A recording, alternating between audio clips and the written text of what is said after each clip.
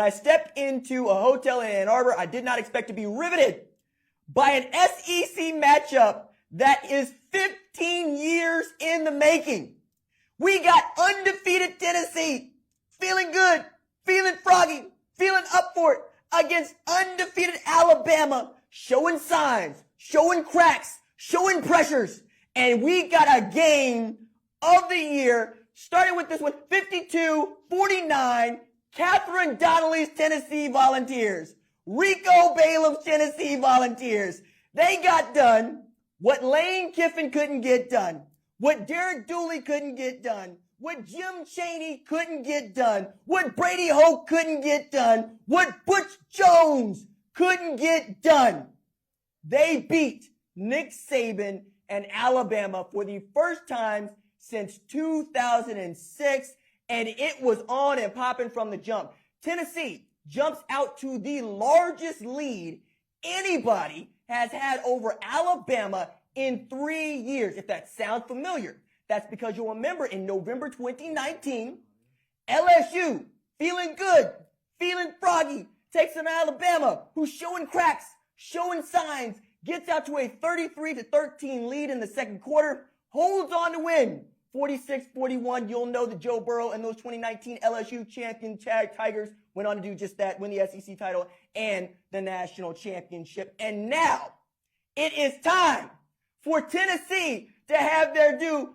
Hats off to Josh Heupel. He did this at Oklahoma as a quarterback. He did this at Central Florida as a head coach. And now he has done it at Tennessee. They are well and truly bout it. Top of the SEC West, one of the toughest divisions in all of football after toppling Nick Saban and Alabama. Look, a lot of praise to go around here, right? But I think we need to start with Hendon Hooker, who, among other things, threw his first interception of the year, was not fazed by it. Threw his first interception since November 13th, 2021, was not fazed by it. Put the ball on the carpet. Watch Dallas. Oh my goodness. He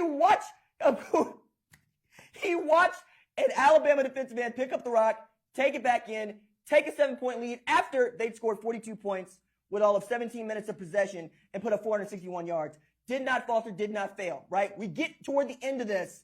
We're seeing Hendon Hooker, Bryce Young go back-to-back. We're seeing over 1,000 yards of offense in this game. We're seeing the reigning Heisman champ and what we think is now well and truly a Heisman contender in Hendon Hooker trade blows with each other, and defenses and defensive coordinators wanting to tear up themselves and the playbook. Comes down to Will Riker, who has an opportunity to put Alabama ahead in the waning seconds of the game. He misses a kick. Not for the first time this year, and this time it bit them because my man Chase McGrath is going to go down in history. Unlike Dallas Turner, whose name that I just mentioned and did not finish. Chase McGrath, as my man Tyler says, is not going to buy a drink in Knoxville for the rest of his life. He's not going to buy dinner in Knoxville for the rest of his life. 40-yard field goal with all of this pressure inside of Neyland. And he nails it right through the uprights to improve Tennessee to 6-0. I've said it before, but it feels just a little bit apt to say. Playing for bowl eligibility in October, it's a little bit different. The air's a little bit thinner. You get to see what you're made of because it reeks of hopes and dreams up here. It was just like Tennessee to jump out to an 18-point lead, only to give it all back and be staring at a 1-point deficit. We got Josh Heupel forgetting what down and distance it is, looking for a 5th down. Nope, it's a turnover on downs. We see the Volunteers coming back and forth, and now Rocky Top is going to be rocking tonight. Man, Tennessee, who plays one of the toughest schedules in football each and every year. They got Alabama as a crosser. They played Georgia. They played Florida. They had LSU this year. They've gotten through LSU. They've gotten through Florida. They've gotten through the number 3 team in the country in Alabama. We will see what holds in store for the rest of the season for the Tennessee Volunteers, but you got to feel good. Ole Miss is also undefeated, waiting in the wings. Mississippi State is good, 1 loss. We'll see what happens with them against Kentucky later on tonight. Talk about it tomorrow on the #1 college football show. But if you are a Volunteer, you did not win another game all year. This one is what it's all about.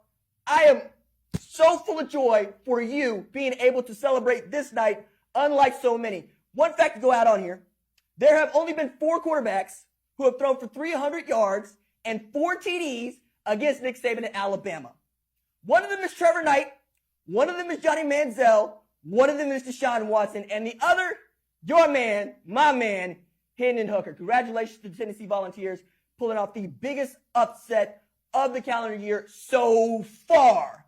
Thank you for watching the #1 college football show. Please remember to subscribe to the channel and like this video so that you don't miss any of the best college football coverage in America.